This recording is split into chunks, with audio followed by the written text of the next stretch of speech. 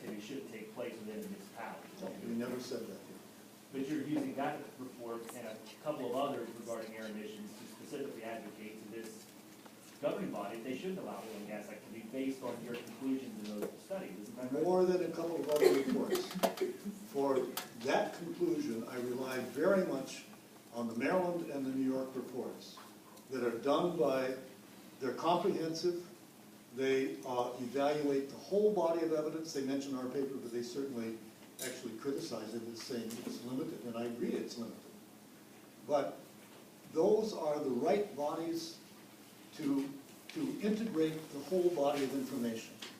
And they both say there are real dangers with this practice as it's done at the moment.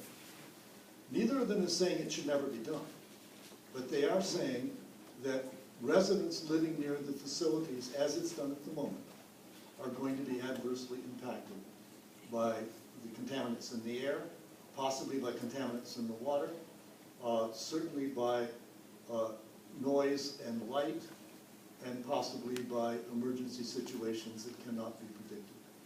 You testified about animal exposure based on a Baumberger report. Do you recall testifying about that? Correct, yes.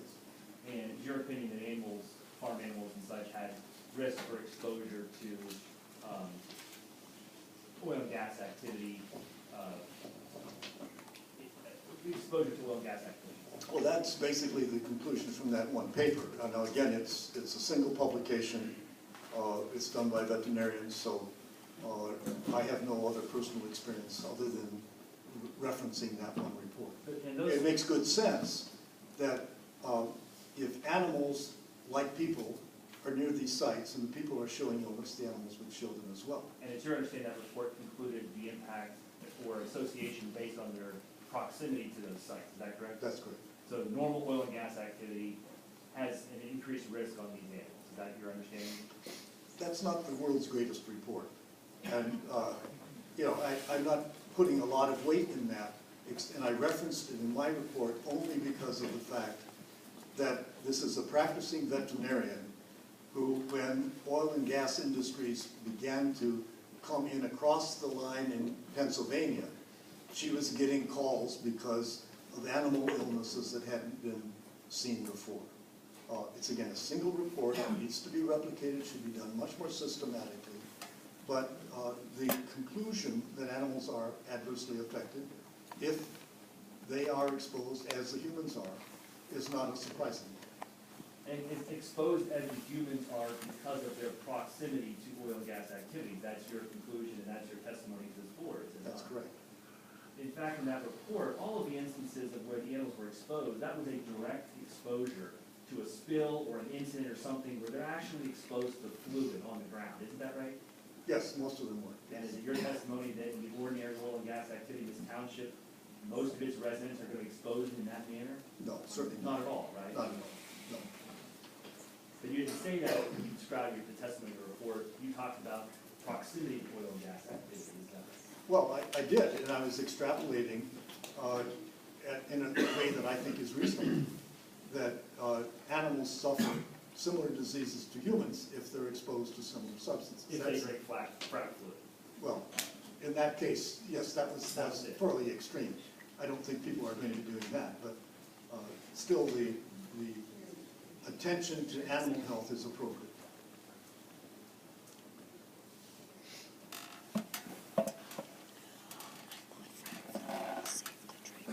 At this juncture, I'm finished with my questioning. I know my co-defense or other defense counsel will have questions to ask.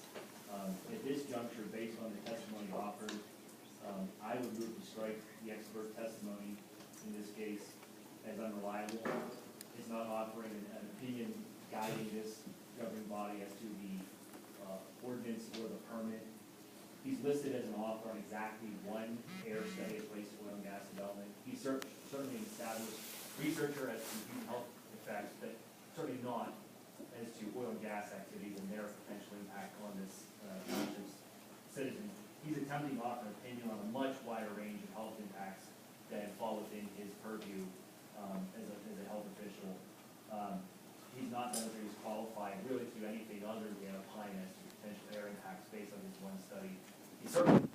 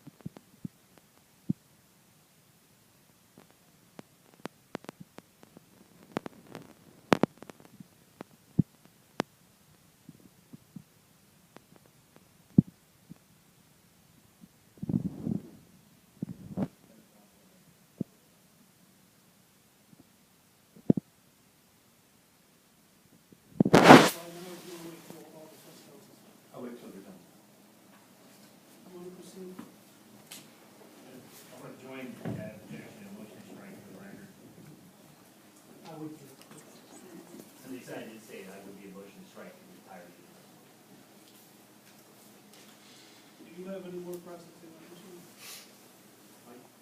I just have a few questions. Dr. Carpenter, can I direct your attention to Exhibit 17, it's your 6-page report? Yes. And you were asking questions about the map that's attached to that report. As I understand your testimony, you were provided that by counsel. That's correct. And prior to your testimony here tonight, did you review any other maps of Middlesex Township? I was provided some other maps, but I didn't pay much attention to them. Okay. And I take it from that testimony, you wouldn't have any idea where there are other schools located in Middlesex Township. That's correct. You take a look at page 6 of your report, please.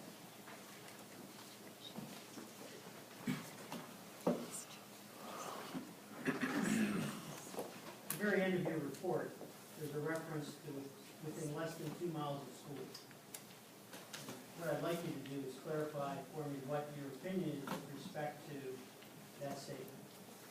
Are you advocating a setback of 2 miles from schools? Is that what that means? Well, that number is sort of drawn from the 10 miles from the McKinsey report, the 2.5 kilometers from the Hill report, the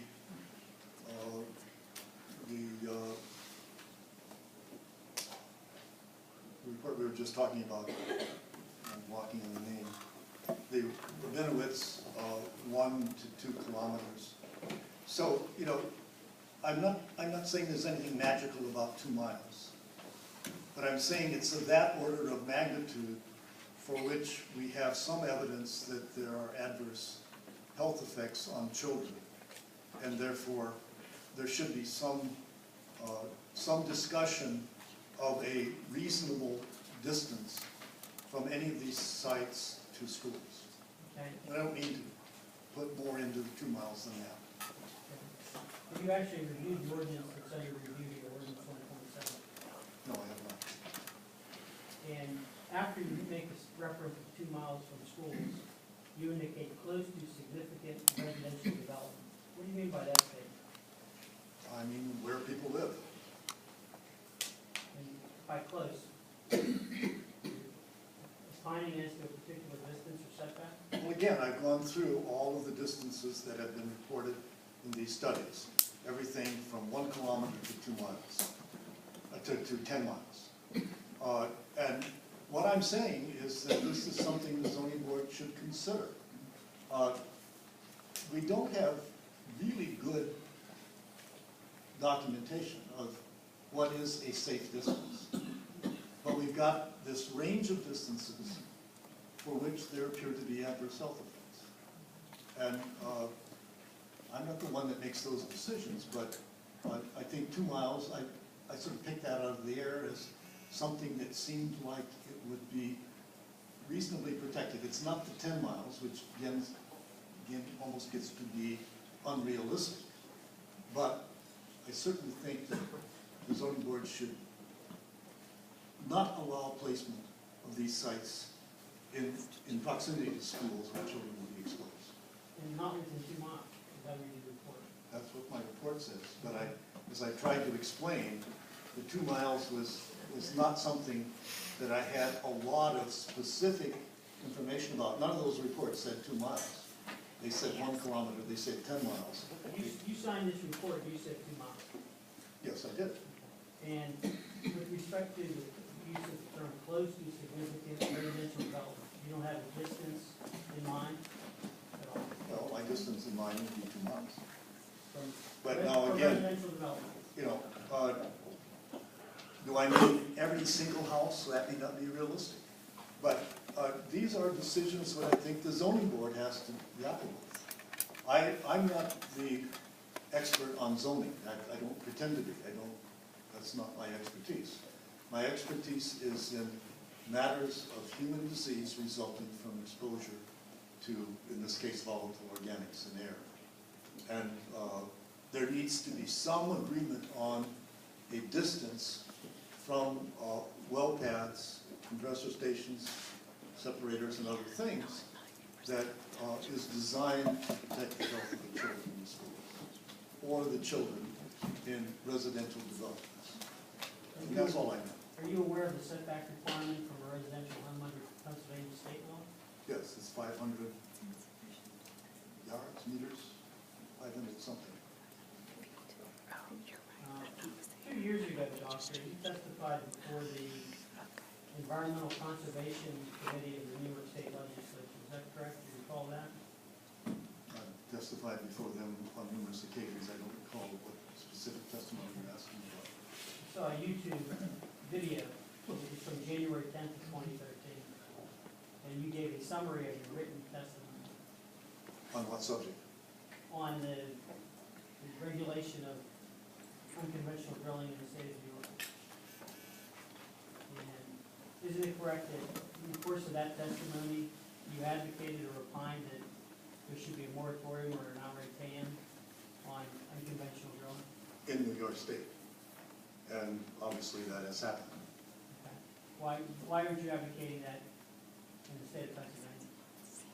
Well, in the first place, it's a little late to advocate that in the state of Pennsylvania because you have a lot of drilling already. It's not too late for Middlesex County, Middlesex Township, to take some steps to prevent exposure and health hazards of their residents. I didn't realize there were already wells here. I guess I did, but you know, the issue is when you expand these facilities, are you doing it safely or are you not doing it safely? All the information I have from Pennsylvania and from the other states is that the industry at the present time is not doing it safely so as to protect human health. I would love to see the industry develop the methods where they can do it safely. I mean, I burn natural gas too. I don't like to pay a lot of money for gasoline for my car. We're all dependent on fossil fuels. We probably shouldn't be, but we are. That's not the issue. The issue is, can you do this in a way that will not adversely affect human health? And children are the most vulnerable. It was the same public health concerns that you had that led you to advocate for an outright ban or prohibition on unconventional drilling in New York. Isn't that true? That's true, and that was based on the weight of evidence from other states. Obviously, it didn't go on in New York. But the weight of evidence, even, what was that, a year ago or 2 years ago, was sufficiently strong that I strongly advocated that New York never allow fracking until it could be done safely. And I think in that, I think I actually specifically made the suggestion that New York wait to study the health of the people in Pennsylvania that have been so compelled to go about fracking and find out what the diseases are that result from exposure. And you know, I think that the outcome of this whole thing is after a very extensive and long review by the State Department of Environmental Conservation, the State Department of Health, in the face of a governor that wanted to approve fracking in New York, the decision has been made that it's not safe to do so at the present time. That should provide some input to decisions made for expanding fracking in Pennsylvania.